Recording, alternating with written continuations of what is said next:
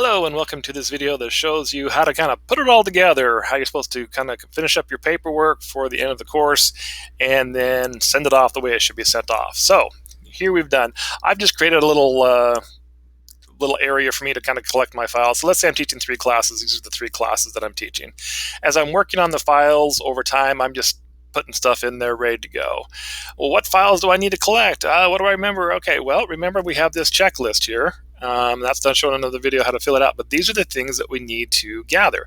We need a copy of the pretest post-test, the pretest post-test analysis, the completed SLO assessment form, 2 work samples, okay, and then you may or may not have this one. Again, this is all explained in a separate video. Also, we need a complete gradebook and attendance, and again, this is shown in video on how to download those. Syllabus only if you've made changes. You will note here, do you see anywhere where you have to upload your Bears Neck grades? The answer is no. That is something you do not have to do. Okay, you don't have to do that. So these are the things that we're going to do. So I basically need to collect for every single course. So like for this English 113 section 99, I need 1, 2, 3, 4, 5, 6, 7 different files. Okay, that's provided that we don't need this or we don't need this. Okay, so I'm going to find all these files and I'm going to put all these files into a folder. So let's go back to this folder here. Okay, and so I've gone ahead and done that. Let's click into here. So here's my 7 folder. Okay, 1, 2, 3, 4, 5, 6, 7, 8. Oh, actually, I've got 8. Okay, because I also have the checklist. I need to include that. Which is this thing over here. This checklist. Okay, all right. So there's the 7 things here. There's the 4 there, and the 2 there, and yeah, and then this one. Anyway, okay. So there are the different things that I have. Boom. Now what do I do? Well, remember we have stuff that needs to go to TaskStream. So for TaskStream, we need to create its own folder. What I'm going to do is click on Folder.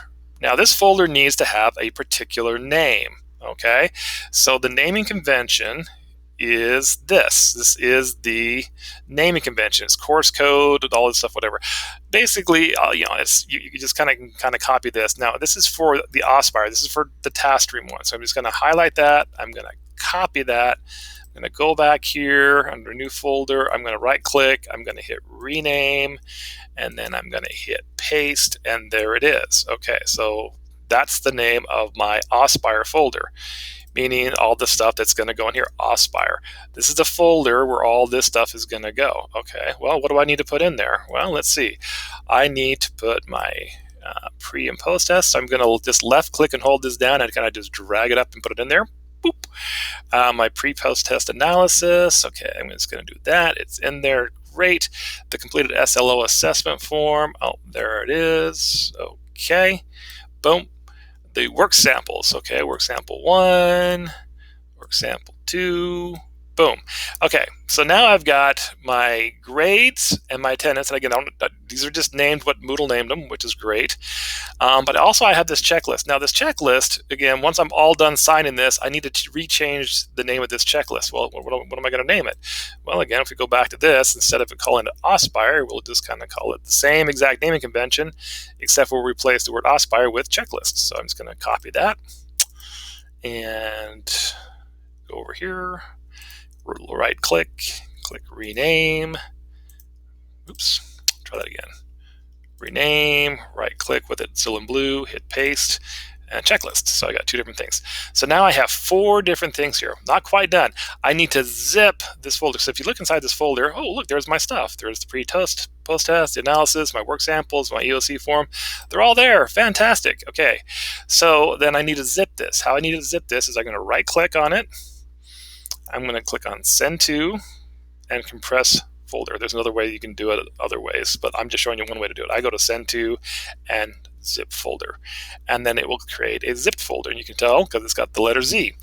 What I'm going to do now, so this zip folder has all these files. So I'm going to send one email to the program coordinator, and I'm going to copy the administrative assistant, and I'm going to send them the checklist, this zip folder, this grades, and attendances. So the zip folder, the checklist, the grades, and the attendances.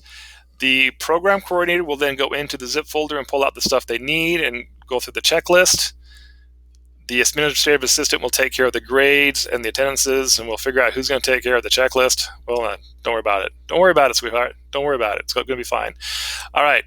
And that's what you send. So one file really per class. Okay, so you'd send that to things like, okay, here's the files for English 113, section 99.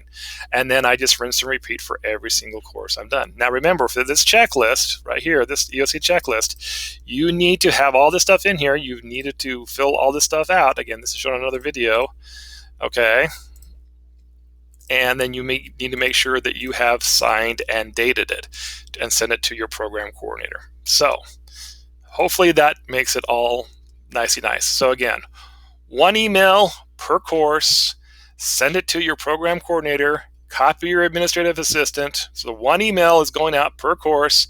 They can grab the information they need and put it into the warehouses, being either TaskStream or SharePoint, as they see fit. All right, there you go.